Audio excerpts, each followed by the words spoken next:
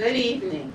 I have to say thank you for such a moving introduction.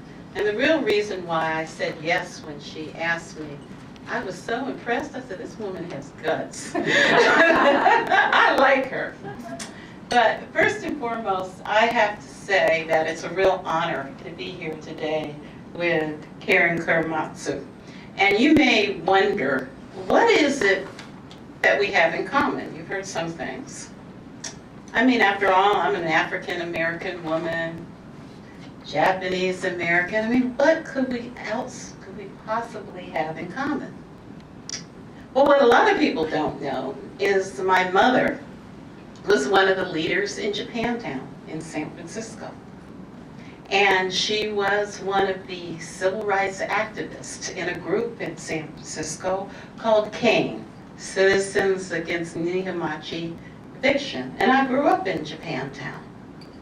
And what's very interesting about the Japanese community and the African American community in San Francisco is they live side by side.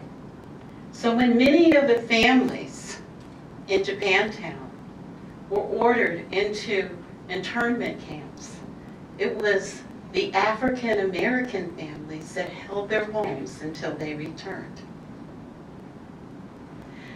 Now, Karen's father was also a civil rights activist. I mean, when he was mandated by the executive order to go into the internment camp, he refused and he fought it. So if you ask what we really have in common, we have a passion for civil rights and a commitment to relieve the suffering that has been passed down to us by our parents. And I say that first and foremost because I want to share with you just 3 little tidbits of wisdom that I have picked up after over 35 years of practicing law. First and foremost, be true to your passions. Now, you've heard a lot about networking. And people say, you've got the huge network. I mean, you actually, my firm, they say you have 10,000 contacts in, your Microsoft contacts. We've had to build a special computer system just to hold the people that you know. But what those contacts have represented is my passions and my commitment to relieve the suffering. Because if it's one thing that I have found at the end of the day, and that you will find at the end of your careers and the end of your life, it will not be your billable hours that will make you happy. It will not be that big case that you've won. It will be, what have you done to help somebody else? You want to be able to look in the mirror and say, job well done. The second point I'd like to point out is perseverance. And what is perseverance? Perseverance is having the determination never to give up under any circumstance. And I know that there are many of you right now that are probably handling assignments in which you're buried in paper and you really want to be in that courtroom litigating the big case. Others are bored to death. In fact, you're probably handling some issues in which you think your brain will turn into jelly.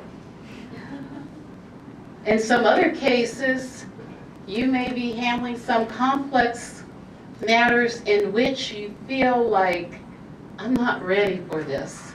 I just want to give up. A sword is useless in the hands of a coward. A sword is useless in the hands of a coward. And what that really means is, right now, at this time in your life, is when you are sharpening that sword. and you're learning over and beyond the skills, you're learning perseverance.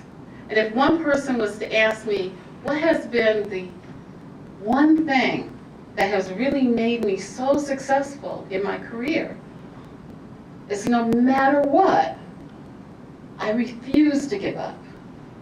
When I was a pioneer in law enforcement, and this was at a time when San Francisco was under a consent decree because women were not allowed to be in patrol cars. Many women weren't even allowed to try major cases. And though I suffered one discrimination after the other, the thing that kept me going was I refused to give up. And when I was at the state level, at a time when we had 9/11, and I found myself as chair of the Victims' Compensation Board, in which there was a little known, unknown statute that it was my responsibility for victims and survivors of terrorism, that I was in charge of all these families whose loved ones were killed on the planes, or who individuals who made it out of the World Trade Center, and there was no pattern. That even when there was overwhelming grief and there was intense anger, that no matter what, I didn't give up. I just put one foot in front of the other and I kept going.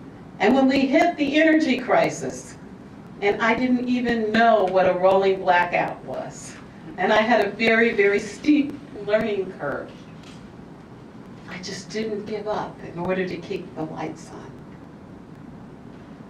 And even after 35 years, right now, as I'm trying to crack that corporate ceiling in the private sector, and no matter what is thrown at me every single day, and I sometimes even now go home and I cry in my pillow, the one thing, my one motto, nothing else resonates, don't give up.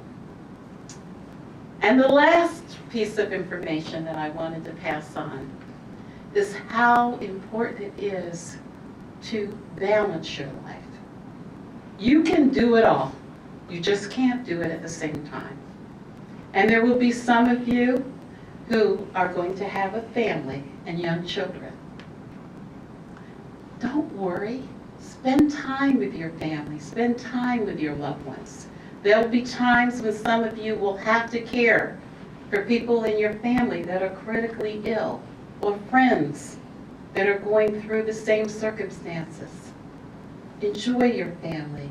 Enjoy your friends.